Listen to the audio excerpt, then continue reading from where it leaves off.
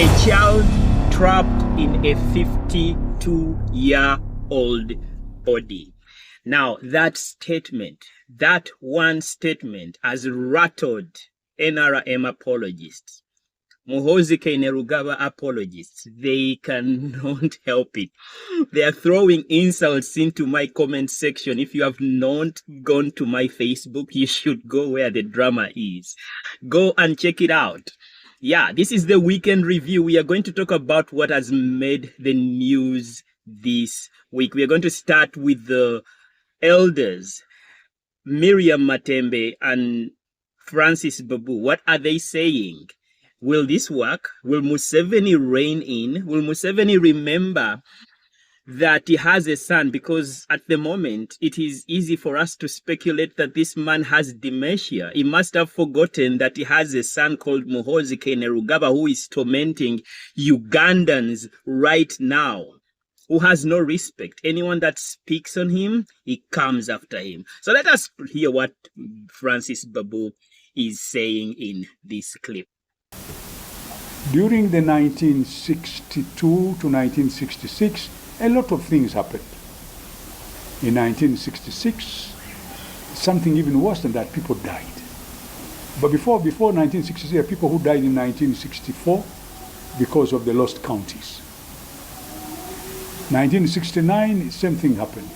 Now, what has come out here is because of talking, but it's been happening. The political elders believe the mistake was made by Parliament that scrapped term limits. I told the President Museveni in 2003, open in Chankwanzi, and I said, please don't remove the presidential term limit, because Uganda will go back where it came from. So was the entire prophet. They believe that to calm the current tension, there is need for a national dialogue of various eminent stakeholders in the country. Now, I respect these two individuals. I really do, especially Miria Matembe. These are people who were instrumental in drafting the 1995 Constitution. One thing I don't agree with is that they don't seem to know whom they are dealing with. Saying that a national dialogue is what is needed for this country, while disregarding the fact that it is impossible under current circumstances, especially with Museveni, the president of this country, with Museveni being the tyrant that we have, that we are stuck with the nation in captivity. How do you then expect that there's going to ever be a national dialogue under this government? If there is ever going to be a national dialogue for the healing and reconciliation of our country, I don't think it is going to be under Museveni. Not with his son running rampant right now, showing us everything that he is all about. A spoiled child, a petulant individual, one who has a high level of entitlement, and cannot seem to understand that at age 52 years, old enough to be a grandfather, he cannot seem to grasp that Uganda is not his family property. It is not his family property. The first thing that he has to primarily focus on is the riches that his father has accumulated. Maybe even those that he has stolen from Ugandans. That is where his inheritance is. But Uganda as a country, we are so diverse. We are so big, bigger than one family in ambition. That's one thing they don't seem to understand. And when it comes to the presidential term limits, maybe there is a point there. There is a point there that Matembe is talking about. Let's get into the next clip. For many years, people here have taken certain things for granted. They talk anyhow. They abuse each other. They call each other's names. This must stop. We must find a solution. And where is the solution? The first solution is to stop despising each other. And where does despising each other comes? From sectarianism. Where does sectarianism come? Uganda has never been integrated. The British formed Uganda. The people in there were never integrated. So, the first thing, and it is in our constitution, in the preamble, we must unite our country. And we must respect each other. That takes us in our cultures. The African cultures are very rich. They've got very good unwritten laws. We've got to start respecting each other. Mr. Francis Babu makes a very, very important point, and that one I completely agree with him. Uganda was never fully integrated culturally. So sectarianism is one thing that has always held us back. And it is not just unique to Uganda, Africa at large. I remember having this argument that maybe the British colonialists left too soon. But when I look into South Africa and xenophobia, I'm like, yeah, I'm glad they left when they did. One thing that we never fully embraced as Ugandans is that, unlike many other African countries, it's like we were now independent without the cautiousness or the full understanding of what a democracy should be. Democracy was too soon for us at that stage, with the tribes that were already looking over each other, thinking that, okay, now that the big dog is gone, we are going to revenge on you. We are going to come for you, Baganda, who were the ones who were causing up to the British. We are going to make sure that we settle the scores for you. So Uganda was never fully integrated. I'll give you an example. Think about a newborn baby. You don't all over a sudden wean this baby off breast milk and hand him a sugar cane, for example. So democracy was like handing a sugar cane to a newborn baby who had not fully understood what it means digesting solid food or even taking care of itself in that sense. So all these tribes, our diversity became the worst weapon that is working against Ugandans. Museveni entered the chat. He was supposed to be that beacon of hope. He promised, he had his promise in the fundamental change, the 10-point program. He presented himself as somebody who had a disdain against sectarianism and tribalism, only for him to divide us a lot more than we were already divided. With a country that is struggling to fully integrate itself culturally, how do you expect for us to not revert back to the dark ages that unfortunately we are now having to contend with? So I agree with him. He has now let his son loose. In this video, you can watch it fully. I want to go to the next clip. There's so much that has made the news. You can watch it fully.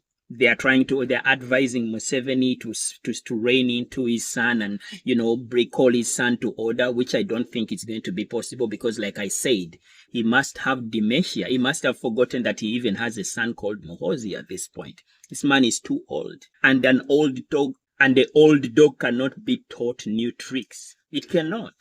Let's get into the leader of opposition. What did he say this week? Because you're settling political scores using the office that you occupy. That's not right. If you want a political fight, resign from the army, start a political party, and then let's go down to the grassroots. That's how politics is done. Not you are annoyed with this political figure and so you decide to use the office you occupy as army commander to go after them, abduct them, torture them. That's what cowards do. Not generals. Real generals. They don't behave that way. It's cowards who do that. So stop being a coward. Exactly. Because you're now this all over the video place. is dedicated to you people who are in my comment sections hurling insults. Some of you are homophobic. You're coming into my comments calling me all sorts of derogatory names, thinking that I am going to stop. This video is for you. You don't seem to understand that Uganda has a constitution. There are laws. There is a code of conduct for army officers. Army officers, serving army officers are not supposed to be involving themselves openly in politics. They're not supposed to be coveting any position, any political position, be it LC1 chairman, LC2 councillor, be it any position. Army officers, if you do not know these, are not supposed to be involving themselves in any form of politics. They're not supposed to be showing any interest in politics. The only way they are supposed to do that, the only way they can do that, not supposed, the only way they can do that is first and foremost resigning from the army, which is why Dr. Besigye retired from the army. That's why he's called retired Colonel Dr. Kizza Besigye. He retired from the army. Mugisha Muntu retired from the army. So they cannot court-martial him. He cannot face the court-martial. Understood? These people had to surrender their positions in the army before they could interest themselves in any form of position to contest in the presidency or any other places. All these soldiers that you see that are openly campaigning or anything, they retired from the army. Now, Baby Ndunya, daily drinking general, child trapped in a 52-year-old body, is supposed to do the same. This is not a family business. It is not a family business. Just like the leader of opposition has stated, Muhoozi, stop being a coward. Come and validate your assumptions that you're popular among the people by contesting openly. Let's see how many votes you'll get. Don't fear. Maybe you're even terrified that your own wife will not vote for you. Maybe you're even terrified that your own children might not vote for you. Come out and show us how popular you are by putting off the uniform. It is exactly the point. Stop being a coward. I am assuming that the front line in any war, any warfare, I'm assuming it has to be one of the most dangerous, most terrifying position that you can ever be. If you cannot even contest in an election, how will you ever convince anyone that you've ever been on any front line or commanded soldiers into battle? Stop being a coward. It is exactly the point. Now, let's get into the next clip. Tuvuma abere take yabera atuvuma sajja yazukusa omulundi gumu n'agamba contract gye basayinize n'abatake ngisazizaamu just kubanga bamukumye. Oyo omuvubuka muntu omu tasobola kututuusa ku mbeera egamba nti tusazeemu ne contract ez'oluguudo lw'eggaali y'omukka lwe tubadde tulindirira.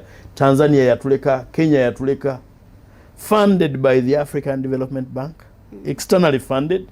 Tulufiirwe kubanga obuyo omuvubuka abeereyo atuvuma. Ffenna abadde atuvuma naye simuwagaliza kufa. Afenna abadde atuvuma naye siyinza mumuwa magezi nti komawo ne Uganda. This is exactly what I mean when I say that Muhoozi is a child trapped in a 52-year-old body throwing tantrums. Exactly. This is what I mean. Now, remember when we talked about Turkey? Remember when we talked about Muhoozi threatening the Turkish government because of Lumbuye so that they can produce Lumbuye? In this clip, Medad Segona is talking about Lumbuye. And he's making reference, of course, he's speaking on the fact that Lumbuye has come after almost everyone. And because it got to Muhoozi's turn, Muhoozi decided to threaten the Turkish government. And in failing to produce Lumbuye, do you know what Muhoozi decided to do? He cancelled the funding that was coming via the African Development Bank. And you know what that funding was meant for? It was meant for the Uganda Railway, externally funded through the Turkish government. Muhoozi cancelled this because he could not get over the fact that the Turkish government refused or rejected his demand, which was to produce Lumbuye. Medad Segona goes on to say that he does not even support the fact that Lumbuye should come back to Uganda. Of course, he would be in danger, despite the fact that he has also been a victim of Lumbuye. And he does not wish Lumbuye any of that sort, because everyone knows what will happen to Lumbuye if he dare steps into Kampala, Uganda. Everyone knows.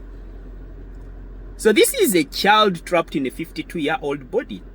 He would rather see Ugandans suffer for as long as his ego is not nourished, for as long as they don't satisfy his ego. And in this, he thinks that he commands also, because he commands Ugandan forces, he also commands the Turkish soldiers, or that is also in charge of the Turkish security and how they govern their country. This is the illusion this child has. Imagine the Kenyans have a railway, a standard gauge railway. This standard gauge railway was supposed to have been completed at within the same time frame that with the Kenyans. Was supposed to be completed within the same time frame, as well as the Tanzanian railway. But now, because we have a spoiled child who is recklessly running the government, because at this point, we are now convinced that Muhoozi is running this government. He's the one in charge of everything. How can he have such authority to cancel a development partnership between Uganda and the African Development Bank, externally funded by the Turkish government, simply because they cannot produce Lumbuye? It is crazy. It is crazy. And I can't get over the fact that there are some people who still support this person, and they are in my comments quarreling. If this Museveni regime were to go the entirety of the 5 years that he has apparently been elected to go, the austerity that would be here would be world-class austerity. They would be suffering because they have no good intentions for anything. They've started, you see, that's the thing about them. They go extreme, as I was saying, in destroying people's buildings for apparently building in wetlands and what. They go extreme, but people are still building in wetlands in some places. Then they are destroying other wetlands. At the end of Sabana, they destroyed, and some of those people, the victims, were pointing out to a certain big house. I saw a man saying, but you see, my small house. But what about that man? It's just clearly because they had the apartments and everything. Yes. So it is selective. It is all selective. Now, I passed that Musabara when they were doing it, and I was seeing the level of misery. And I'm not saying that people should build in wetlands, but the point is this: if it is implemented, it should be implemented across board, not selectively. That's where the problem is. Now, that's the thinking that's not going to cross over. Anyone cross that the Jordan knows Museveni as we go into the promised and has land. experienced Museveni's double standards should not be surprised about what is happening in our country. Should not be surprised. Kabuleta warned that this particular term, Museveni's term again, because this is what it is. I don't expect Museveni to come back contesting for presidency. It will be, it will be one of the worst things to still happen. But yeah, this is going to be one of the worst period under Museveni, especially when it comes to human rights abuses, when it comes to injustice, like you've seen land evacuations, people being evacuated, and the double standards that prevail against our people. Imagine losing a house that, of course, you've built, and I'm not, like Kabuleta alluded to, I don't like people building in wetlands. But two wrongs doesn't make it right. If a person has built in a wetland and you've decided that they should be evacuated, what is a petrol station in a wetland doing there? It is even causing more harm, because we're talking about oil. We are talking about petroleum in a wetland. Where does their waste go? In these wetlands. A petroleum company is in a gas station is in the wetland. They also decide according to the size of buildings that are in the wetland. If someone has set up an apartment building in a wetland, they're not going to touch it. They're not going to touch it. That unfairness. Let us conclude with Kabuleta's opinion in the last clip, according to what he said about Muhoozi. What it goes to show is that Muhoozi is not going to be anywhere near leadership in this country, and he continues proving it. I've told you before that he's a mirage. You know what a mirage is? When you're driving on a rainy day and it looks like there's a pool of water in front of you from a distance. When you get there, there's nothing. That's what Muhoozi is. So he's going to be somebody. He's going to have influence and do all these things as long as his father is still alive. But he really is a smoke screen. He's going nowhere and continues to trade. Lukwago was just doing the work of the lawyer. He's Vestige's lawyer. He was just serving papers. Just serving papers on behalf of his client. Now, those are simple processes of court and so on. Muhoozi could have handled that in any way, even chosen not to go to court, whatever it is he wanted, since he thinks he's, like a king, supreme leader and all that. But now arresting the man who is serving papers, it just shows he doesn't know anything about the processes of government. All he knows is entitlement, raw power and so on. And being a son of his father, he has not learned anything from his father, because his father has the ability to exercise power, but he doesn't do it like that. And I don't know if when Museveni sees his son, he thinks that there's any chance that boy is going to be president. But he's not. I told you that he can do entitlement. What hasn't he said? Kabuleta has also pointed to the same thing. You don't need to be a rocket scientist to analyze Muhoozi's behavior and what an embarrassment he is on Museveni. I told you. Someone commented, but you see, it is not Museveni's fault when you can't be 50 years old and you still blame your parents for your weaknesses. My friend, my friend, everything you're seeing right now is a reflection of Museveni. And it only shows that Muhoozi has a father but not a dad. Because if his dad was there to nurture him the way he was supposed to, he could have learned a thing or two. Just like Kabuleta has said, Muhoozi has not learned anything from his father. He has not. What do you think about this clip? Let me know in the comment section. Guys, remember to like, share, and subscribe. Let me know what you want me to speak on. This is your show. Every weekend, nominate what you would like me to speak on. You can share links with me via my email. It's in the bio. Link in the bio. Remember to like, share, and subscribe. Bye.